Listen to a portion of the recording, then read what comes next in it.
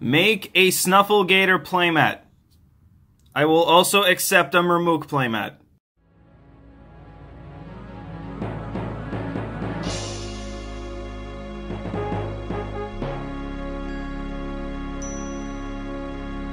Hello people, my name is Fox and welcome to more Keyforge. And if you don't like Keyforge, sorry.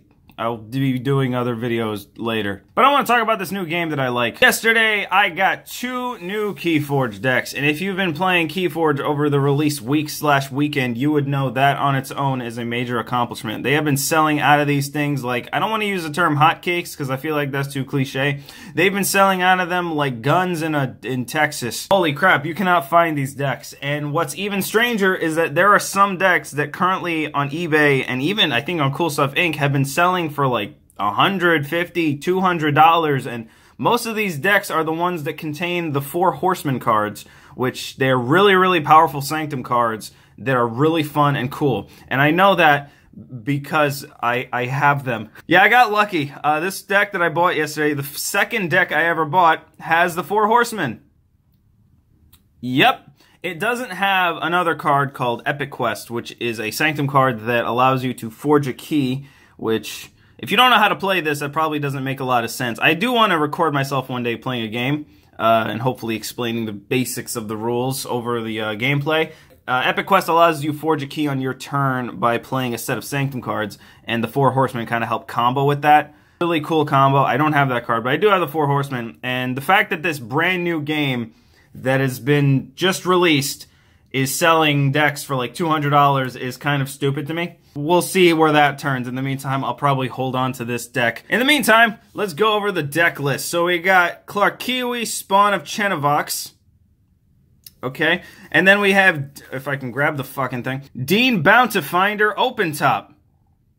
These names are worse than Theros names. Let's start off with the Clarkiwi deck. I actually traded my friend Tom for this deck, and I know Tom watches a video every now and then, so if you're watching this, Tom, hi. Clarkiwi contains Logos, Dis, Mars. It's also called Clarkiwi, not Clarkiwi. I've been wanting to play with Mars for a while, so this is the first deck I got with Mars, and it was really fun. They have a lot of aliens and hard to pronounce names. Over the list, so we got Tunk, the best name, Jammer Pack, I can't say that first name, Marauder, Combat Pheromones, I can't say that first name, Dominator.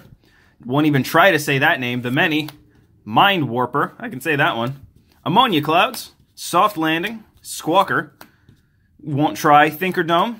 And then Biomatrix Upgrade. Then we have Logos, my second favorite clan. This clan to me is just the Azorius of this game. A lot of combo-y, a lot of Storm-esque type abilities where he allows you to play multiple cards and draw multiple cards. Got Effervescent Principle, Library Access, currently my favorite card in the entire game. This is the one I'm talking about. Lets you draw and play a bunch of cards.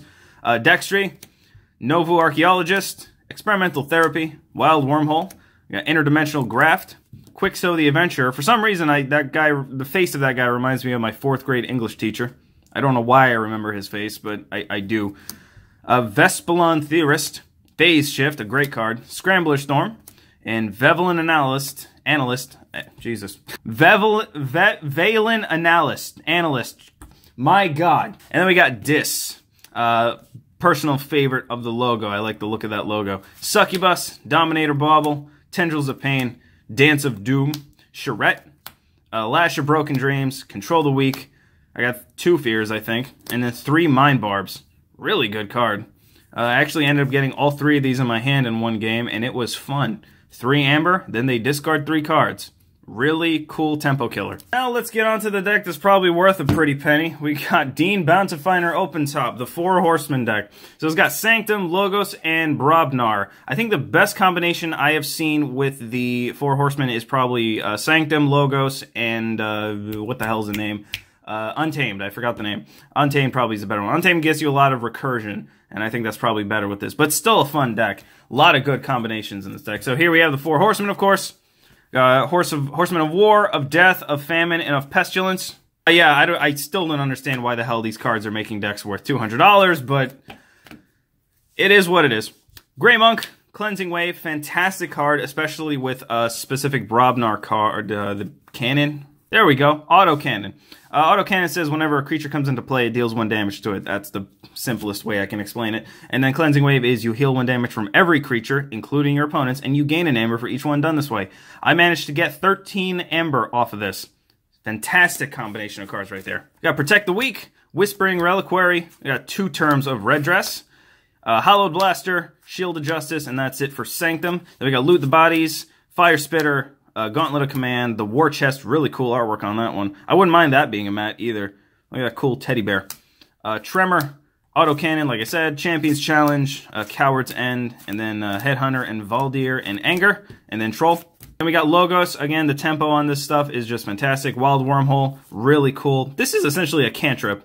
I mean, you get an amber off it, and then you play the top card no matter what it is. Fantastic card. 2 Lab Work, which I just realized how good Archive was. Archive says you put a card to the side, essentially, and then at the beginning of your turn, you could put those cards in your hand. I didn't realize that was what that did. I thought it was you put them in your hand at the end of your turn, which is why I thought Archive sucked. It did. Archive's really good now. Experimental Therapy, Novu Archaeologist, Library of Babel. Again, Dextry. I don't know why I've gotten Dextry in almost every deck. I really don't like Dextry's art. Spectral Tunneler, Positron Bolt, Ganymede, Archivist, and then Skippy Time Hog, another card that I want to be on a playmat, along with these 3. These 3 need to all be on a playmat at the same time. Those are my 2 new decks. So I did play in a tournament yesterday at my local card store. It wasn't sanctioned, it was just a casual tournament for store credit, but it was just a way to kind of test the waters and see how tournament play would be.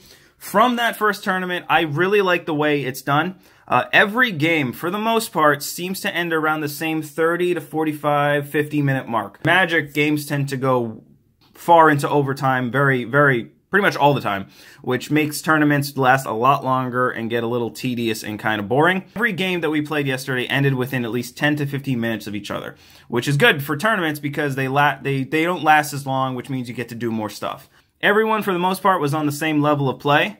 I didn't see decks that were particularly too broken. Yeah, this game is just fantastic. I love it. It's a very fun game, very cheap game. Like I said, it's only 10 bucks to get a deck. That's all you need, really.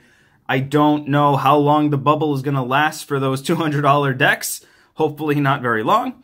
But I hope you guys are enjoying this. I hope you guys don't mind me doing Keyforge. This is a new game that I really, really like, and I hope you like it too. At least give it a chance. You never know. If you don't like it, like I said, trade your deck off to someone. Someone is going to want it. And I will see you later for more videos. But until then, you better be hearing me, Fantasy Flight. I'm serious. Make a playmat. Also, then give it to me, and maybe sponsor me. I like playmats and money.